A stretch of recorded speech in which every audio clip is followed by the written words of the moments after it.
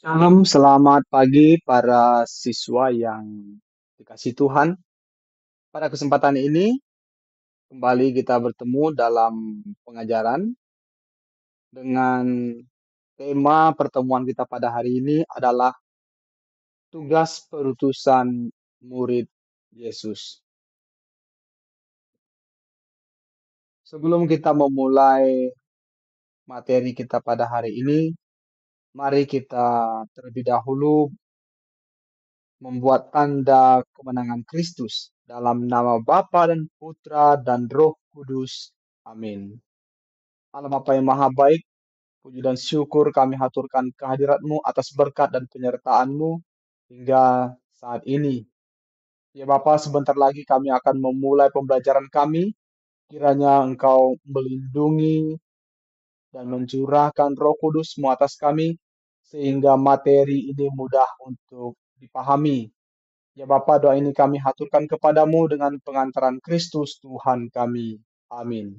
Dalam nama Bapa dan Putra dan Roh Kudus. Amin.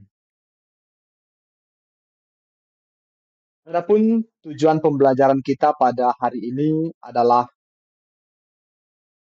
siswa memahami tugas perutusan sebagai murid Yesus, sehingga terdorong untuk mengembangkan dan mewujudkan tugas perutusan dalam kehidupan sehari-hari. Para siswa sekalian, melalui sakramen baptis kita diangkat menjadi murid Yesus. Oleh karena itu, kita juga mendapatkan tugas perutusan sebagai murid Yesus. Lalu bagaimana Yesus mengutus muridnya? Bagaimana cara turut serta mewujudkan tugas perutusan? Mari kita simak penjelasannya berikut ini. Bagaimana Yesus memanggil murid-muridnya? Apakah Yesus masih memanggil murid-muridnya sampai sekarang? Apa yang sudah dilakukan oleh kita sebagai murid Yesus? Tiga pertanyaan ini menjadi pendalaman iman bagi kita menjadi utusan Yesus. Seandainya kita dipercayakan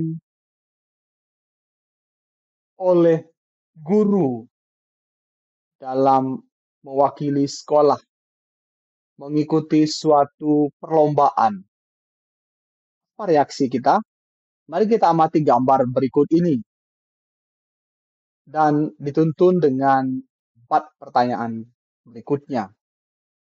Gambar berikut ini adalah gambar seorang siswi sedang membacakan puisi. Tentu, siswi ini dipercayakan mewakili sekolah. Mari kita lihat 4 pertanyaan berikut. Seandainya kalian menjadi peserta mewakili sekolah dalam suatu lomba, bagaimana perasaan kalian? 2. Apa yang akan kalian persiapkan untuk menghadapi tugas tersebut? 3. Apa yang akan kalian lakukan selama mengikuti lomba tersebut? 4. Bagaimana perasaan kalian jika meraih juara dalam lomba tersebut? Mari kita lihat diskusi berikut. 1. Setiap orang pernah merasakan diutus untuk melakukan tugas tertentu oleh pimpinannya. Sebagai murid, tentunya kita bangga karena dipilih dan diutus untuk mewakili sekolah dalam melakukan hal-hal baik. 2. Tanggung jawab sebagai orang yang dipilih dan diutus adalah berjuang mempersiapkan diri untuk hasil yang terbaik. Ada kebanggaan dan kegembiraan tersendiri jika mendapatkan hasil yang terbaik dalam melaksanakan tugas khusus tersebut. 3. Sebagai murid Kristus, kita pun diutus oleh Yesus Kristus. Untuk apa? Bagaimana melaksanakannya? Mari kita dalami beberapa tema berikut ini.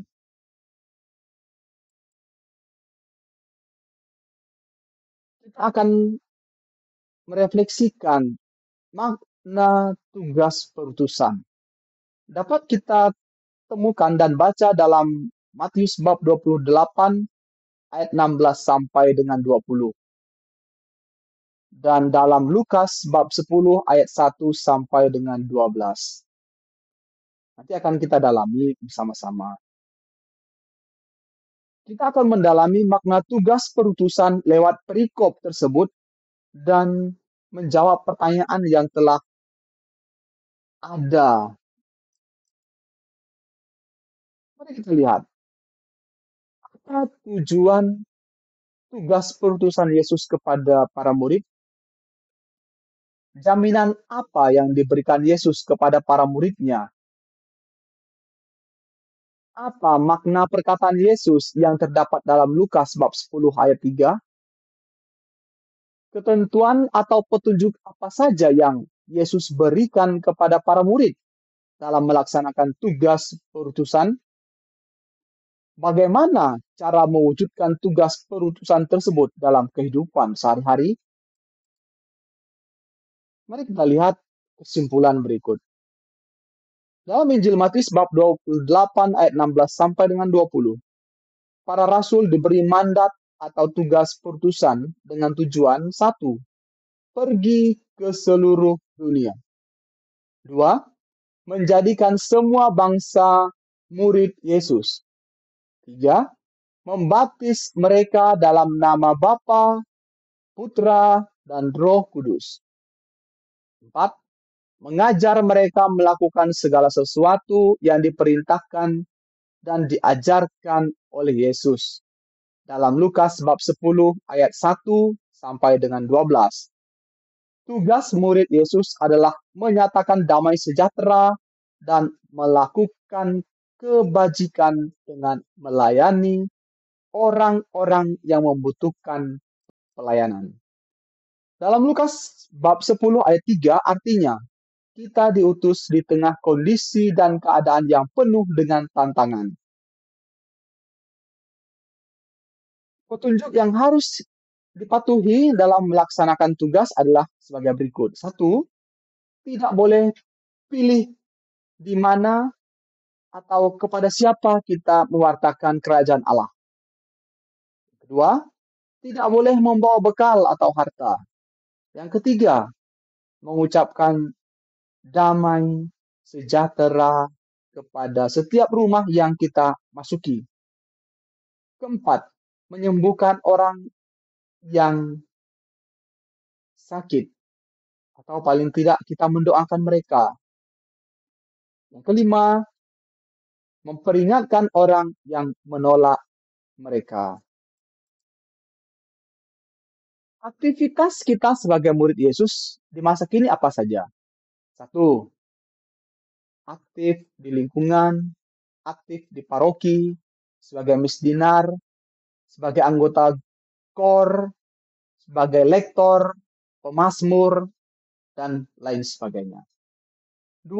Aktif mengikuti pendalaman kitab suci dalam BKSN atau dalam masa-masa Advent atau masa Prapaskah. Lalu berikutnya, aktif mengikuti pendalaman iman dalam masa-masa Advent Prapaskah atau BKSN. 4. Menjadi pendamping sekolah minggu. 5. Terlibat dalam karya pelayanan sosial gereja. 6. Berani menolak dengan tegas hal-hal yang merusak tatanan iman kita. Para peserta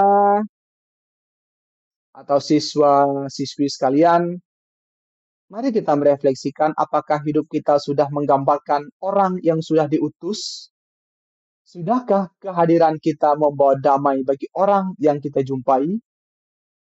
Nah, aksi yang akan kita lakukan adalah merencanakan suatu aktivitas yang menunjukkan bahwa para peserta didik atau siswa-siswi sekalian benar mewujudkan tugas kalian sebagai murid Yesus dalam mempraktikkan kegiatan pelayanan gereja. Para siswa sekalian, mari kita mengakhiri pertemuan kita pada hari ini dengan doa penutup. Dalam nama Bapa dan Putra dan Roh Kudus. Amin. Allah Bapa yang Maha Baik, terima kasih atas berkat dan penyertaan-Mu selama materi ini. Kiranya materi yang sudah disampaikan dapat berguna bagi siswa-siswi kami untuk memuji dan memuliakan nama-Mu. Ya Bapa, doa ini kami haturkan kepadamu dengan pengantaran Kristus Tuhan kami. Amin. Dalam nama Bapa dan Putra dan Roh Kudus. Amin. Shalom. Terima kasih. Tuhan Yesus memberkati. Amin.